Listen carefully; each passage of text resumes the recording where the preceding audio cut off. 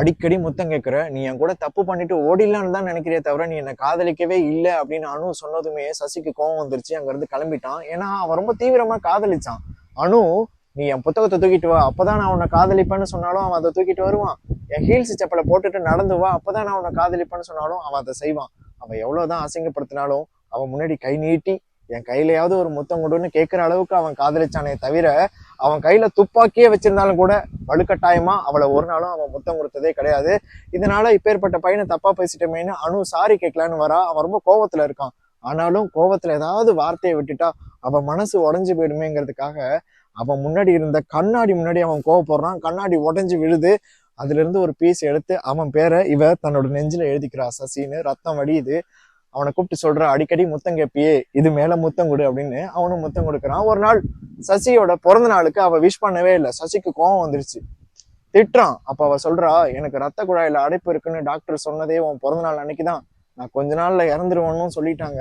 ஆனாலும் உன் பிறந்த நாளுக்கு நான் கிஃப்ட் வாங்கியிருக்கேன்னு சொல்லிட்டு அந்த கிஃப்டை காட்டுறா. அவனுக்கு கண்ணெல்லாம் கலங்குது. ஒரு காதலனுக்கே கண்ணு கலங்குதுன்னா இந்த பொண்ணை பெத்த அப்பாவுக்கு எவ்வளவு கண்ணு கலங்கும். அதனால இந்த அனு டாக்டர்கிட்ட சொல்லிடுறா, எங்க அப்பா கிட்ட மட்டும் நான் செத்துருவாங்கிற விஷயத்த சொல்லிடாதீங்கன்னு. ஆனா அந்த டாக்டர் அந்த அப்பா கிட்ட விஷயத்த சொல்லிட்டு, உங்க பொண்ணுக்கு நான் சொல்லிட்டேங்கிறத தெரியாம பாத்துக்கோங்கன்னு சொல்லிடுறா. அந்த அப்பா வீட்டுக்கு வராரு. இந்த பொண்ணு தான் சின்ன வயசுல அப்பாவை வரைஞ்சி வச்சிருப்பாள்ல, அதை எடுத்து பாத்துக்கிட்டு இருக்கா. அப்பா வந்ததும் அதை எடுத்து ஒளிச்சு வைக்கிறா. திங்ஸ் எல்லாம் இப்படி க்ளோஸ் பண்ணி இருக்கிறத பார்த்துட்டு அந்த அப்பா கேட்கிறாரு, ஏன் இதெல்லாம் இப்படி பண்ணி வச்சிருக்க அப்படின்னு. இல்லப்பா, நான் உன்னை விட்டுட்டு போயிட்டேன்னா என் நினைப்பு உனக்கு வந்துடக்கூடாதுன்றதுக்காக என் திங்ஸ் எல்லாம் நான் எடுத்து வச்சிருக்கேன் அப்படின்னு அவ சொல்றா. அதாவது கல்யாணம் பண்ணிட்டு போயிட்டேன்னாப்பா அப்படின்னு அப்படி சமாளிக்கிறா.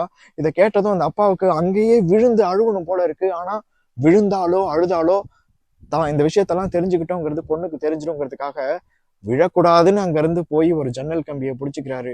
அவன் முன்னாடி அழக்கூடாதுங்கிறதுக்காக அந்த ஜன்னலை பார்த்துக்கிட்டே அவர் அழுகுறாரு. ஒரு நாள் வலி ரொம்ப தீவிரம் ஆயிடுச்சு இவளுக்கு.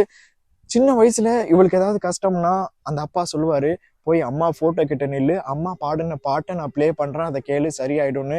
இப்ப இவ ஹாஸ்பிட்டல்ல அப்பா கிட்ட சிரிச்சுக்கிட்டே சொல்றா, அப்பா எனக்காக அந்த பாட்டை பாடுங்கப்பான்னு.